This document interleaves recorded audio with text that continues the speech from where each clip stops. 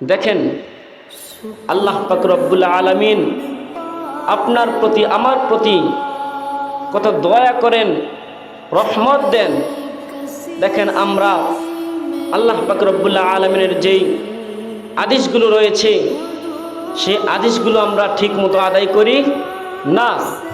আল্লাহ পাক রব্বুল আলামিন বলেন, হে বান্দারা, তোমরা ইবাদত করো, তোমরা নামাজ আদায় করো এবং মন্দ কাজ থেকে বিরত থাকো। কিন্তু আমরা তার উল্টোটা করি। কিন্তু তারপর চিন্তা করেন, দেখেন আল্লাহ পাক রব্বুল আলামিনের কথা আমরা শুনতেছি না, কিন্তু তারপরও আল্লাহ পাক রব্বুল আলামিন আপনাকে আমাকে না খাইয়ে রাখেন না।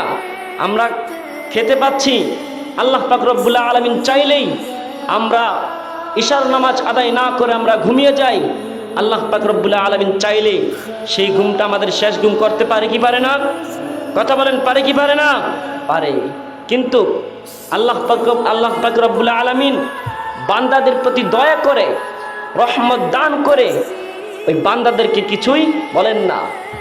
আল্লাহ পাক রব্বুল আলামিনের যে আদেশগুলো রয়েছে সে আদেশগুলো আমরা সুন্দর মতো পালন করি না, নামাজ পড়ি না, আল্লাহর ইবাদত করি না, হালাল খাই না, হারাম খাই, হালাল হারাম বেচে খাই না।